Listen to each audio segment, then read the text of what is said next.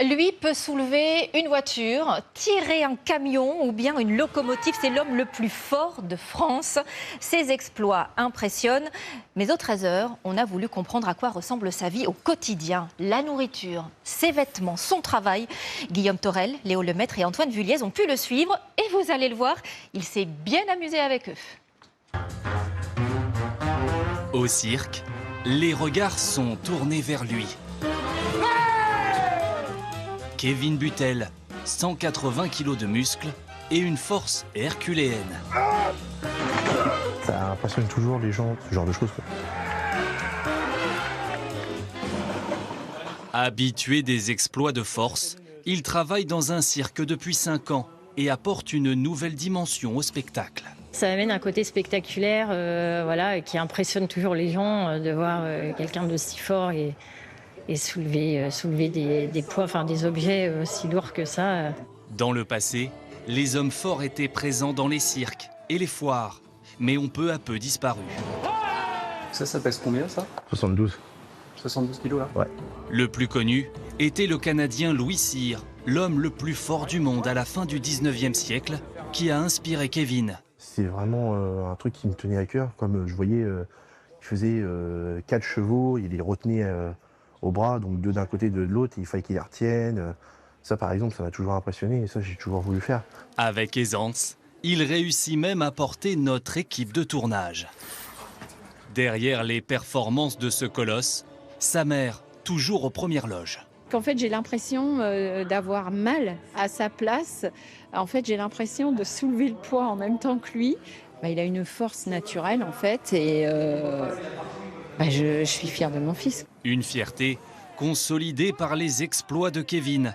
Il y a 3 ans, il a tiré seul une locomotive de 30 tonnes sur plus de 10 mètres, du jamais vu en France. Lorsqu'il ne porte aucun poids, Kevin est agent d'accueil dans un bar. Depuis qu'il est là, les soirées n'ont jamais été aussi tranquilles. Même pour nous, pour le personnel, quand le soir il faut compter la caisse ou quoi que ce soit, Kevin est ici et puis même au-delà des horaires de fermeture, il reste avec le personnel, c'est rassurant. Obtenir un corps comme celui-ci demande une alimentation un peu particulière. Presque 1 kilo de viande ce midi-là. Pour une personne normale, ça fait 2 steaks et demi, quoi, on va dire. Pour sa mère, le corps et la force de Kevin lui offrent quelques avantages. Alors ça, c'est pratique parce que moi, je vais porter un sac, lui, il va en porter 4. Donc ça, là-dessus, c'est bien. Déplacer même un meuble, c'est génial, quoi. Je veux dire, on n'a pas besoin de faire appel à quelqu'un, lui, il va y arriver. Pourtant, trouver des vêtements relève souvent du défi. On a du mal à trouver, déjà, même les chaussures, c'est du 47. Le haut, c'est du 6XL. Les t-shirts avec les manches, c'est pas la peine. J'ai coupé les manches. Les chemises, c'est hors de question. Ah oui, il n'a aucun t-shirt avec des manches, il faut que je coupe tout le temps les manches. Adapter son mode de vie, une obligation pour ce multiple champion de France d'épreuves de force. Kevin est suivi par un masseur professionnel pour optimiser ses performances. Et la tâche n'est pas si simple. Compliqué à masser. Parce qu'en fait, il a une grosse densité musculaire. C'est très dur de rentrer dans le muscle, alors qu'il y a des athlètes qui sont plus faciles. Je sens que c'est dur de rentrer, donc il faut que je force. Donc c'est beaucoup plus fatigant pour moi de masser un athlète comme Kevin que de masser un athlète qui fera 70 kilos, qui fait du marathon, par exemple. À l'entraînement, quand les poids s'accumulent, que les visages se crispent, Kevin, lui, enchaîne les répétitions.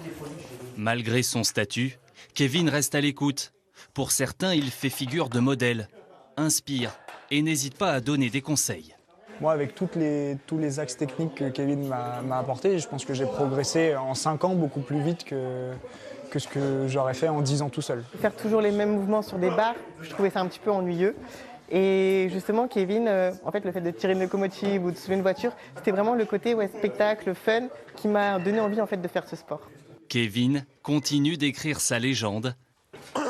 Il essaiera bientôt de tirer un tank de 40 tonnes.